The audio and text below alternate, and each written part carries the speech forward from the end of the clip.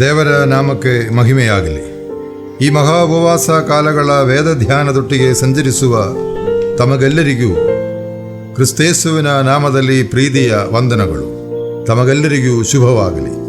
ಈ ದಿನದ ವೇದ ಧ್ಯಾನಗಳು ಯೆಶಾಯ ಪ್ರವಾದನೆ ಗ್ರಂಥ 26ನೇ ಅಧ್ಯಾಯ 3ರಿಂದ 13 ತನಕ ಇರುವ ವಚನಗಳು, ಅಪೊಸ್ತಲರ ಕೃತ್ಯಗಳು 9ನೇ ಅಧ್ಯಾಯ 1ರಿಂದ 6 ತನಕ ಇರುವ ವಚನಗಳು ಹಾಗೂ ಮಾರ್ಕನು ಬರೆದ ಸುವಾರ್ತೆ 1ನೇ ಅಧ್ಯಾಯ 21ರಿಂದ 28 ತನಕ ಇರುವ ವಚನಗಳು ಆಗಿದೆ. ದ ಅಥಾರಿಟಿ ಆಫ್ ಕ್ರೈಸ್ಟ್, ಕ್ರಿಸ್ತನ ಅಧಿಕಾರವು ಸ್ವರ್ಗದಲ್ಲಿಯೂ ಭೂಮಿಯಲ್ಲಿಯೂ ಇರುವ ಸರ್ವ ಆಧಿಪತ್ಯವನ್ನು ಸೂಚಿಸುತ್ತದೆ. ಪಾಪಗಳನ್ನು ವಿಮೋಚಿಸಲು, ರೋಗಗಳನ್ನು ವಾಸಿ ಮಾಡಲು ಮಾತ್ರವಲ್ಲದೆ ಸಾತಾನ್ಯ ಶಕ್ತಿಗಳನ್ನು ಎದುರಿಸಲು ಇರುವ ಪರಮಾಧಿಕಾರವಾಗಿದೆ ಇದು.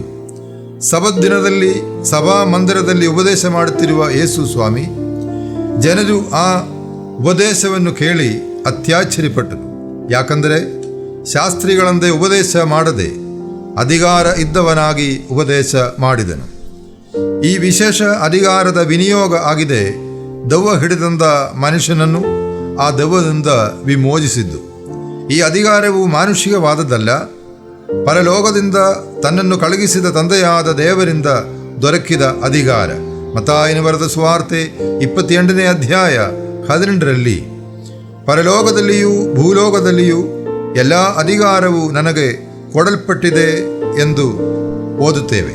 ಅಪೊಸ್ತಲರ ಕೃತ್ಯಗಳು 9ನೇ ಅಧ್ಯಾಯದಲ್ಲಿ ಯಹೂದ ಮತ ಅವಲಂಬಿಯಾದ ಪೌಲನು ಕ್ರಿಸ್ತ ಭಕ್ತರನ್ನು ಪೀಡಿಸುವುದಕ್ಕಾಗಿ ಮಹಾಯಾಜಕರಿಂದ ಪ್ರಮಾಣ ಪತ್ರವನ್ನು ಪಡೆದುಕೊಂಡು ಡಮಸ್ಕಕ್ಕೆ ಹೋದನು.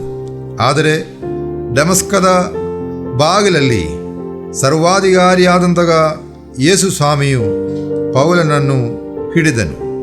ಆ ಪೌಲನನ್ನು ರೂಪಾಂತರಗೊಳಿಸಿ ತನ್ನ ಶ್ರೇಷ್ಠ ಸಾಕ್ಷಿಯಾಗಿ ಮುನ್ನಡೆಸುವುದು ನಾವು ನೋಡುತ್ತೇವೆ.